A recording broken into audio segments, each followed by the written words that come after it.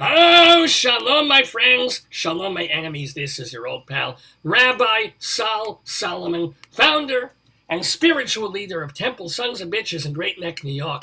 And I am thrilled and delighted because we have a guest in the neighborhood, a guest who I'm going to ask to unmute so that we can hear you and not just me, because everybody listens to me way too much. Ladies and gentlemen, we have a writer, we have an esteemed veteran and distinguished playwright and screenwriter in our midst. And if you've ever had someone in your midst, you know how painful that can be. Ladies and gentlemen, this is the man who is an Oscar nominee for writing the screenplay to a film called The Motorcycle Diaries.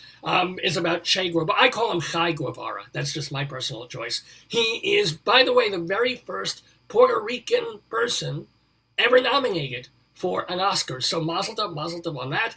He also won Obie Awards for plays like Marisol, and the wonderful title here, References to Salvador Dali, Make Me Hot, which was performed at the public. And they actually, Chagall does it for me. Those flying lovers and they kiss in the air. Oh boy, get me the Kleenex. But don't. But anywho, he has also written for TV. He's had plays done at Playwrights Horizons and the Umaga Festival in Louisville. He even wrote for the television program Diff'rent Strokes. Oh my gosh, I am stroking myself with joy. No, wait, I should rephrase that. Ladies and gentlemen, won't you please bid an hola to JOSE Rivera. Shalom and hola, Jose. Hi, nice to meet you. Nice to meet you too, and shalom to you. How are you doing on this fine Shabbos Saturday morning? I'm doing good, trying to stay cool like everyone else. I guess it's true. So, but you're having a nice hot summer because one of your plays, I'm going to mention this over and over and over because, of course, the host and producer of this play has a one act in the same festival. On Monday night, your show Lunar is going to be part of the Short New Play Festival at Red Bull Theater Company. So I'm going to start right there and say, you were commissioned to write the play. They said months ago, okay, Jose, we want a play from you. We know you can do it. Our topic is restoration. Did you panic? Did you just shrug your shoulders and say, oh, here's an assignment? And how did you go from, oh, I have to do something to, here's what I'm doing?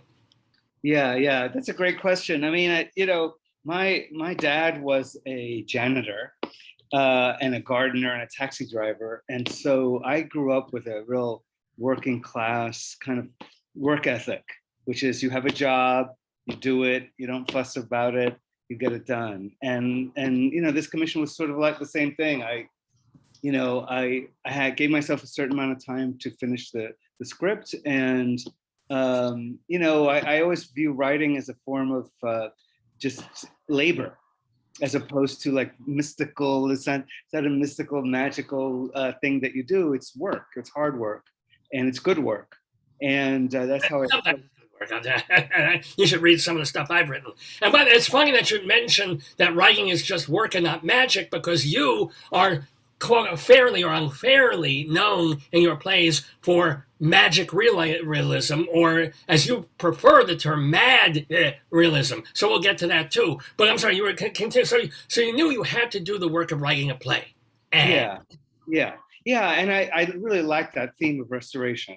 And I think, considering what we've just gone through with COVID and Trump and all that, it feels like, it's a time to kind of restore our humanity, restore our sense of purpose, restore our sense of wonder, at the universe and beauty and things like that. So, I had this experience years ago of, there was a lunar eclipse that was visible in New York City.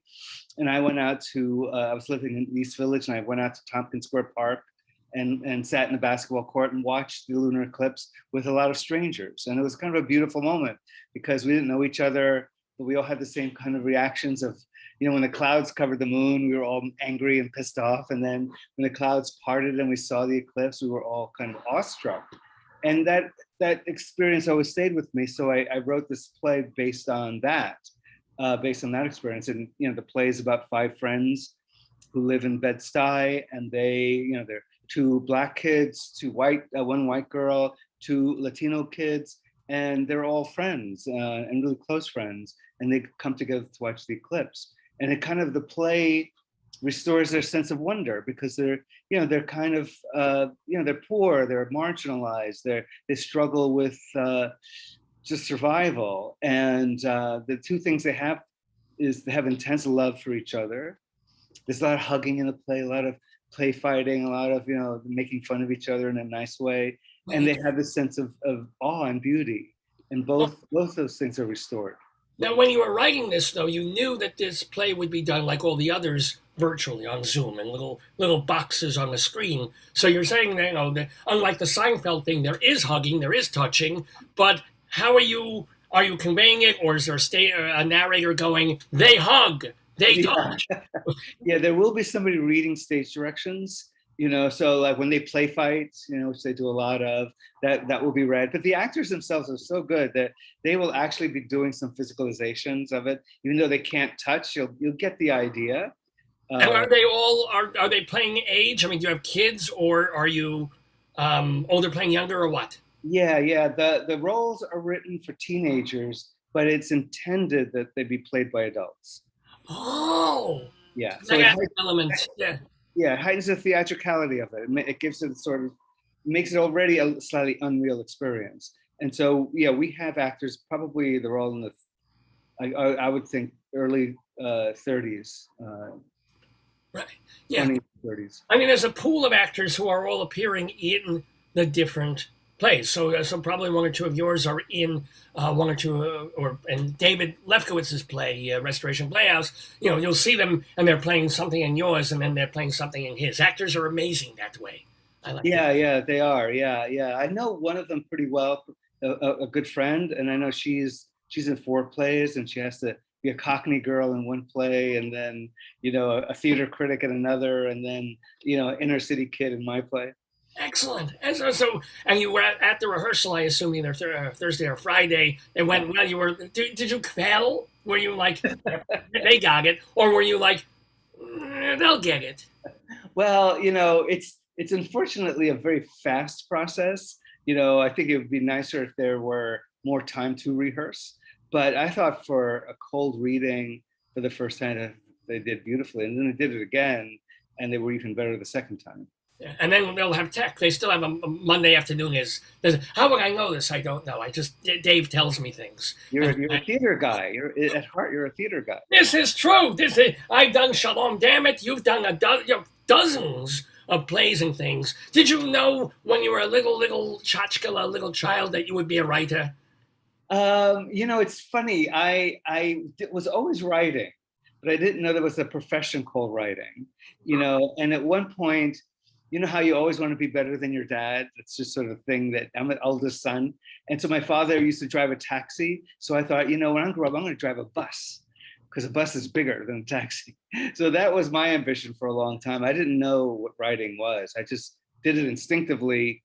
And I came from a family of storytellers. My mom and my grandparents stood around the kitchen table for hours and just tell wonderful stories. So I never took a writing class, but I learned everything I know about storytelling from those experiences. You mean back when you were a kid, didn't you study under Gabriel Garcia Marquez? I did. I took a 2-week workshop with Gabriel Garcia Marquez at Sundance, exactly. Though he's not he's passed away, unfortunately, but he was never a teacher. He would admit it. He would say, look, I'm not a teacher. I can just tell you how I do it and what I do. And that was the best education possible. Well, what did you glean from being non-taught by him? Yeah, well, he said something very interesting. I mean, his early work was in journalism.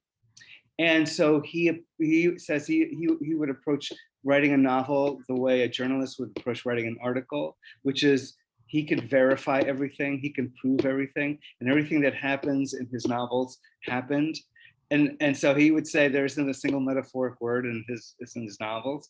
And then we would point out, well, what about the girl who floats up to heaven? What about, these magical events? And he would say, well, I heard about it, and so I put it in the book, and, someone told me it happened, so it was good enough for me. It's sort of like the Dionne Warwick kind of writing. It's like, if I say there's psychic possibility, or you prove me that there isn't. And if you can't prove that it isn't, it is. That's Talmudic logic right there, ladies and gentlemen.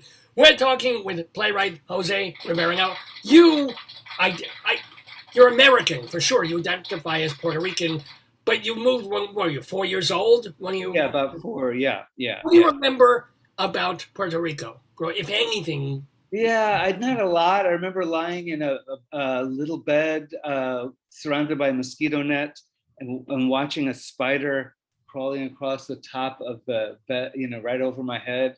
And I remember thinking, I hope that doesn't fall on me or fall in my mouth. That's a fun memory.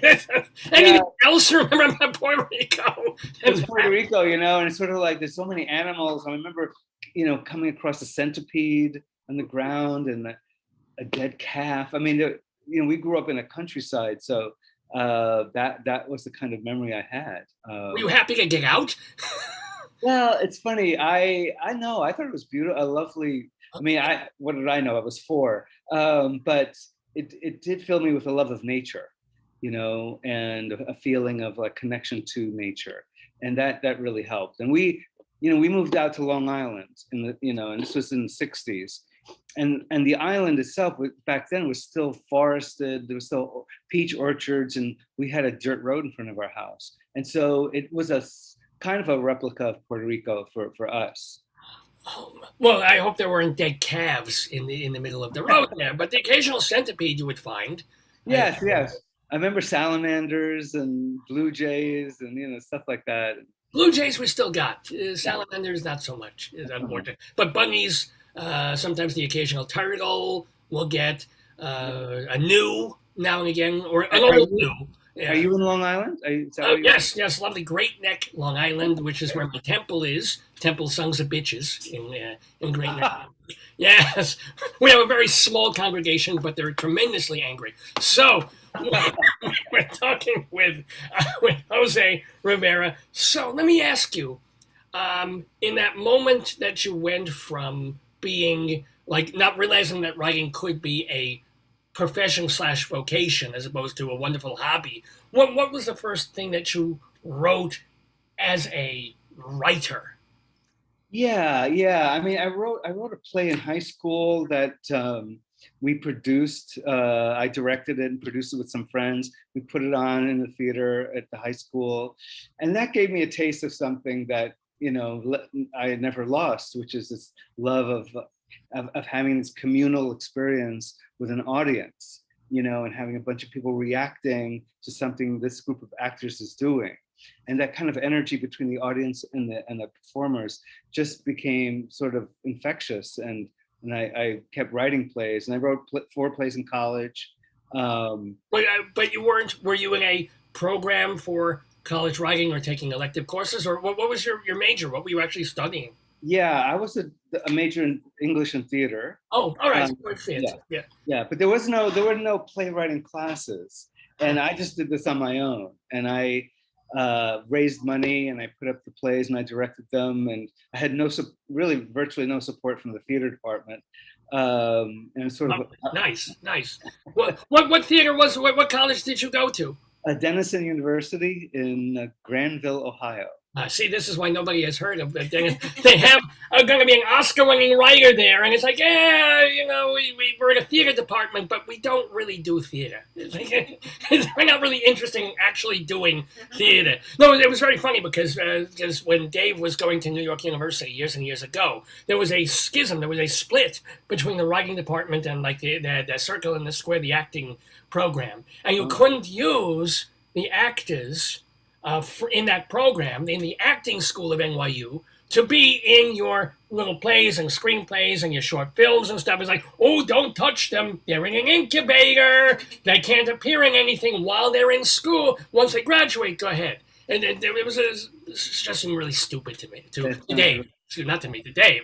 I find everything stupid. I'm sorry, I'm running long here. But Denison did you well on some other level. I mean, it must have given you literature. Yeah. Well, first thing it did, it got me out of Long Island. So. Fair enough. Yeah, and no, it was a good school. I received a very good education. It's just that they didn't teach me to write. I learned that on my own. But I did and Denison is actually proud of this that, you know, they feel that they're the first step in a lifelong journey of learning, and that they inspire you to that journey. And I would say that's true. Now, can I ask you, have you ever looked back at the play you wrote in high school, or the 4 shows you wrote in college? Have you ever, you kept them, I'm sure, somewhere in a drawer? Have you ever, do you dare, do you dread, or do you think, oh, you know, that this could still work if I revise it a little? Well, you know, it's funny. I actually reread part of an old play, and that I wrote. God, I must have been 18, 19 years old. And I thought, oh my God, I was a pretentious little guy back then. All young writers are. They Yeah. absolutely are. Some of the old writers do. But yes, it's true. So do you have, this is so unfair, this is a terrible question, but a favorite play, a play that you are most proud of your own? Yeah, I would say of the plays, I would say references to Salvador Dali make me hot. I'm very proud of that play because it's technically ambitious.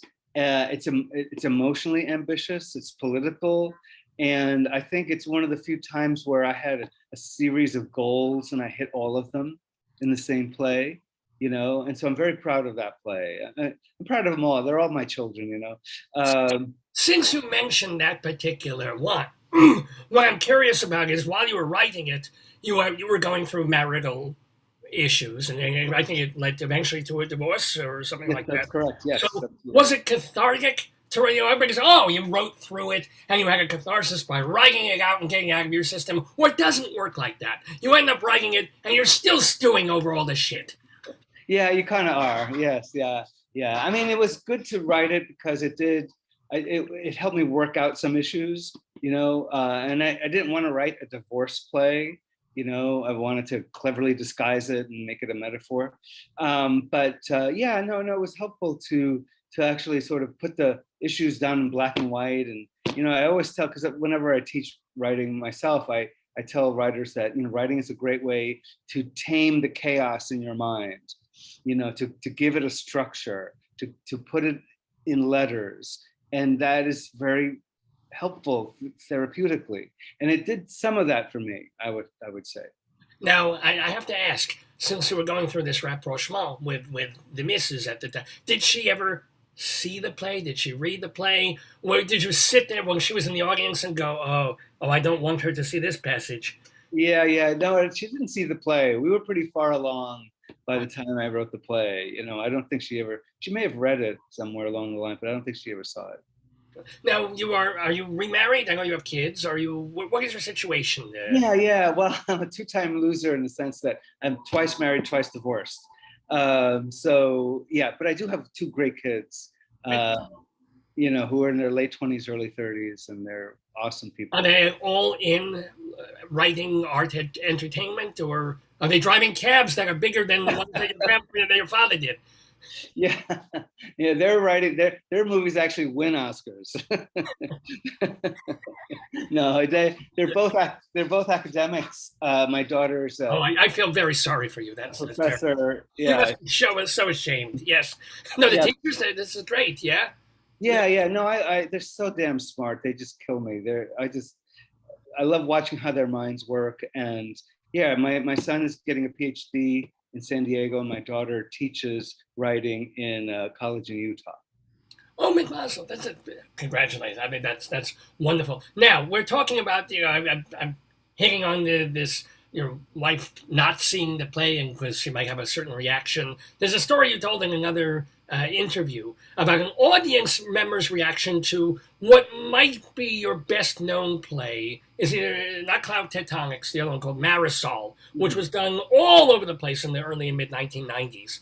But the best / worst review you ever got was when an audience member came up to you at intermission, and what happened? Yeah. So I was standing in the lobby talking to the director, and this man, this kind of elderly man, came up to us. And I don't think he knew who we were. Maybe he did. And he came up to us in a fury. He goes, "I can't believe I missed the Big Bang Theory for this shit." And then he stormed out of the theater. Now, did you have a laugh over it? Were you like Bialystock going, oh, yeah, we're cleaning up tonight? I think we were both kind of stunned at his his chutzpah at that moment, and Ooh, good word. And you can, by the way, you did, because you're Spanish, you can do the ch sound. yes, Could you just do it? Can you say chutzpah again? I love to hear it. no, good. Do it right. That's correct. Chutzpah. Okay. Jose Rivera, ladies and gentlemen, saying the word chutzpah. So, but how do you deal also with, like, do you read reviews? Do you read them when the show opens, or do you wait until it closes, or you just, I don't want to know, I'm happy the show is done, screw the critics? Yeah, I used to read the reviews because I wanted to know, because the reviews affect audiences and affect how they enter the theater. If they enter in a bad mood or with an attitude, you want to know that. But I stopped reading them after a while. There's just so many bad ones. I think the worst experience, one of the worst, was I had a play at the Public Theater called School of the Americas. And the play opened, my children were in town. They saw the play with me on opening night. And then we were reading, the three of us were reading the reviews together in the New York Times. It was a terrible review, terrible. And it was bad enough to get the bad review. What was worse was the look of pity on my children's faces. I'm like, oh, they hurt my daddy so much. And so that was tough. And I stopped reading after that. Yeah, why would you? No, but at least now your children knew they didn't have to actually be Oscar nominated. Now they could just be considered. Right. Not nominated, not winning, but considered. Oh yeah, no, that's a terrible morning of bagels and coffee and to have to do, or whatever, if it came out on a, whatever night that came out, the review came out. Yeah. So, have you ever been influenced though by a review? Like if you've opened the show, you read the review later on, and then you change something because the critics, not one particular critic maybe, but a consensus was like, oh, they're kind of right. Yeah, I mean, the trouble with reviews is they have a hard time separating performance from text.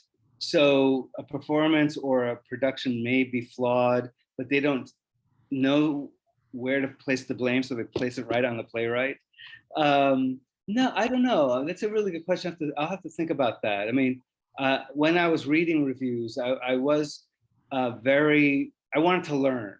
I wanted to learn what someone else knew, something that they were seeing I wasn't seeing. And there were times when I did learn something. All right, this is good. So, I had a beautiful, magnificent question, and it just flew out of my head. What's wrong with me? Damn it! I'll think of it in a moment. So, have you gone through workshop hell? Have you had plays that you thought you write it, you have a really good first draft, but you don't get a production opportunity, so you take a workshop opportunity, and then a reading and a development, and then it's just like, right? How do you get through that? Yeah, that's a tough one. That's a tough one. The one good thing about that process is that it does make the community, the professional theater community, aware of your work. So it does in some ways, and if it's a good play, it creates a certain amount of buzz around the play, and that can sometimes lead to a production. But the worst part is sort of like always being the bridesmaid. I mean, workshop after workshop, and then never getting on the main stage, never getting a full production. That definitely happens to plays. Actually, here's a loaded question that I didn't think of, but I'm thinking of now, and forgive me for asking it. But do you think that, because you had plays off Broadway, college theater everywhere, lots of regional, etc., and so forth. I don't think you have ever been on Broadway.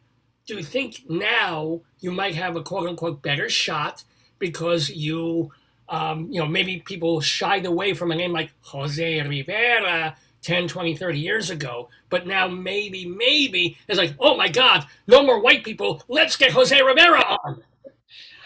That's a good question. That's a very good question. I don't know the answer to that. I mean, I think I never cared for Broadway per se. It was not an ambition of mine. I just wanted to write strong work. But now that I'm older, I do think, why shouldn't I? Why shouldn't I have that experience?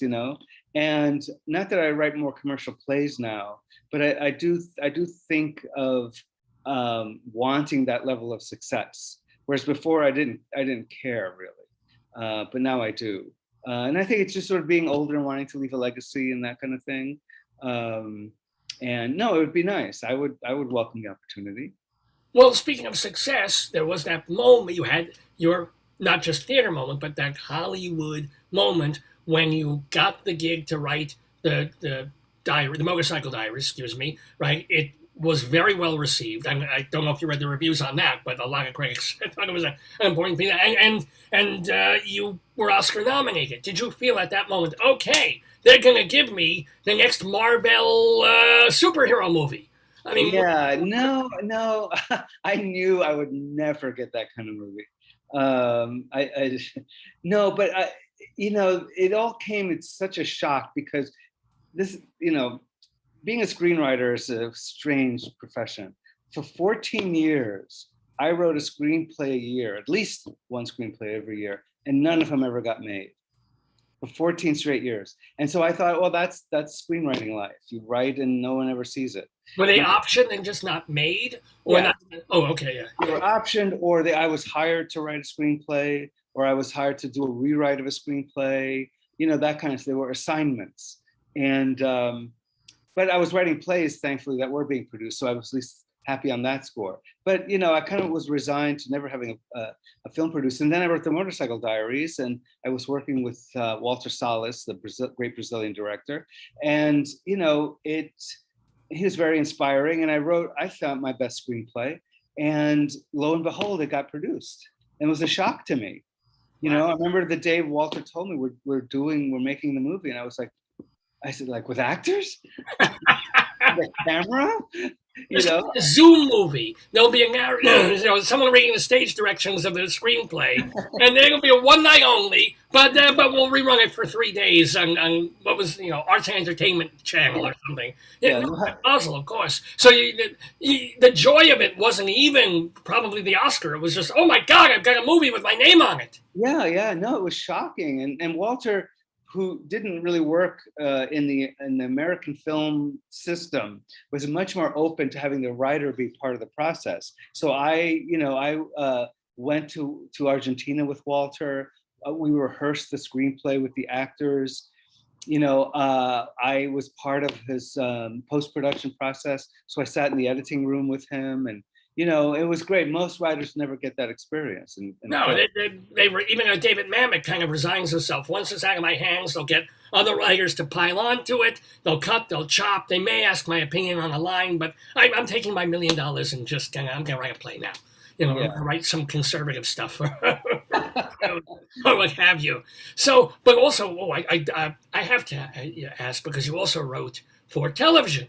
You've done television scripts, and you wrote for Diff'rent Strokes. Tell me, what was Conrad Bain really like? Conrad Bain was a sweet guy. He was a real gentleman. He was a real gentleman, yeah. And you can tell that he was sort of tolerating being on that show, and that he was doing it for the cash. But yeah, I mean, the backstory on that is that I was hired by Norman Lear to work on a TV series that he was developing called AKA Pablo. Oh yeah, that was on the air. They did that one, yeah. Yeah, so I was hired as a staff writer. I was the only Latino on the staff, and the show I think it lasted one season, but I had signed a 3-year contract with Norman's company Embassy, and so there I was collecting a salary, and I wasn't doing anything. So they stuck me on Diff'rent Strokes in order to sort of justify. Norman Lear gave the world Diff'rent Strokes, and I used to be so proud of him. Yes. Yeah, I don't think he developed. I mean, it came from his company. Wow. Oh, so, all right, tell me, is there a Gary Coleman story? Do you have any memories of Gary Coleman? There is one, which is kind of icky. He's dead. Tell it. So anyway, you know the Make-A-Wish Foundation. You've heard of the Make-A-Wish? Yes. I mean, they never come true. I apply every year. I get nothing. Oh, okay. Well, maybe this is your year. So there was a little boy in Wisconsin who had a brain tumor. Through the Make-A-Wish Foundation, his one wish was to meet Gary Coleman. So they flew him out to LA, and he was in the studio audience during shooting one of the episodes. And all the producers were kind of scared of Gary. So they didn't want to tell Gary about this kid, so they made me do it. So I went into Gary's dressing room. I said, Gary, there's a kid out here in the Make-A-Wish Foundation. He has a brain tumor, and his one wish is to meet you. And Gary was doing his makeup. He turned to me and goes, so what? And I'm like, oh shit. So I kind of turned around. I went to the producers and they said, what did Gary say? I said, what do you think he said? He said, so what? And I thought, oh, how devastating. But after the screening, audience was leaving and he runs out to the audience. He goes, where's the kid? Where's the kid? Where's the kid? And so he was super nice. They chatted for a while and it was all fine. Gary could just be grumpy, you know. I get it. I mean, if I looked like Gary Coleman, I'd be grumpy. Actually, I do look like Gary Coleman. That's why I'm grumpy all the time, goddammit. Now everything makes sense. See, I like that. It's a story that seems sour but turns sweet at the end. Because people are like that. It's like, oh, leave me alone, leave me alone. And then after the days, like, he doesn't have to worry about anything. It's like, oh, you know, come on, bring the kid out.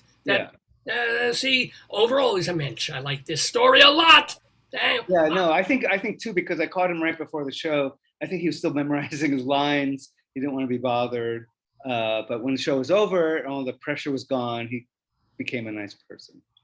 Now, you seem like someone who doesn't really deal, thank God, and I don't want to point, doesn't happen, deal with writer's block. But do you ever get into that situation? I've written so many plays. There's millions of plays written. I see plays and I have nothing, there's nothing to write about.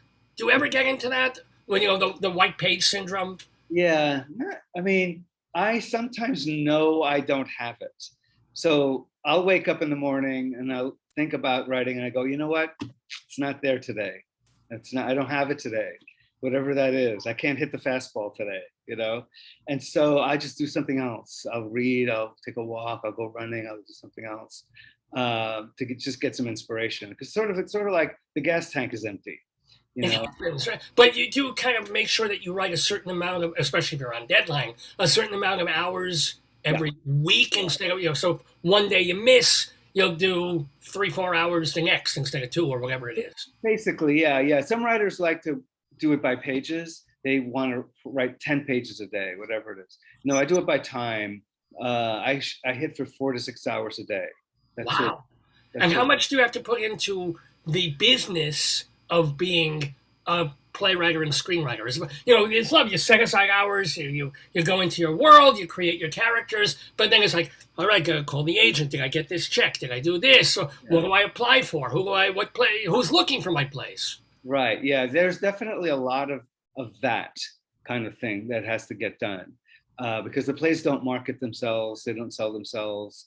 I mean, luckily I have a manager who's been my manager for 30 some odd years, and he's fantastic. And he knows my taste and he doesn't waste my time and he's very honest with me. You know, if something isn't gonna happen, he goes, Jose, they don't want you. I'm like, great. And now I know. It saves your agony, it does. Yeah, it does. He doesn't bullshit me, he doesn't, you know. So yeah, no, there's a lot to do. Some of it is fun, some of it is tedious. There's a lot of meetings. I personally hate pitching. You know, but luckily now I'm further along in my career. I do less and less of it because people know they want me and they'll hire me without having to pitch things, you know, and that's a relief. But is there the other side of the coin, especially with TV and film? Yes, you have a name. Dave, the producer of this program, was talking to weeks ago John Pielmeyer, who is a notable playwright and certainly a screenwriter and TV writer, and it was kind of he's great. You know, he just gets things constantly to write for Hallmark, but other writers they hit a certain age and now they're looking for the kids coming out of Harvard. They're looking for the Ivy kids to write the sitcoms, and they're looking for so and so coming. So, do you get any of that ageism since you're at an age? Yes, thank you for that question. Well, here's the terrible little secret. I think there's much more ageism in the theater than there is in TV and film.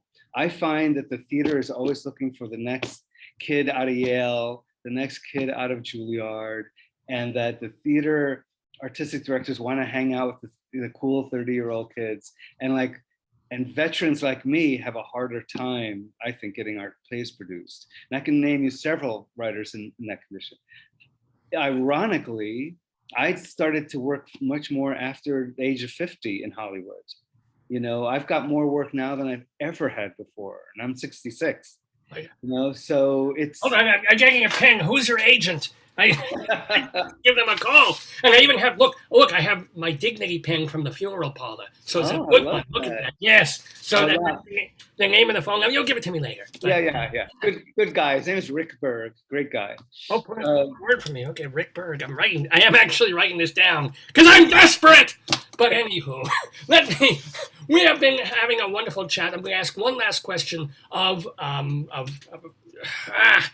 Jose Rivera here in the neighborhood. I want to remind people of a couple of things. First of all, please watch on Monday evening, 7:30 in the evening, on the Red Bull Theater Company website, redbulltheater.com, and that's theater ER, redbulltheater.com. You can click the tickets. It's a benefit, so please donate, but you don't have to. If you scroll down the page, you can be a cheap son of a bitch like me, pay nothing for tickets, and still reserve to see the live show of Jose Rivera's new play. It's called Lunar, and it sounds really, really wonderful. It's these 6 friends, and they're friends for a long time, and there's hugging and touching, no nudity, unfortunately, but there's hugging and touching in a verbal way that you can watch. Plus, you'll see Dave's play, Restoration Playhouse. It's hilarious. You'll love it.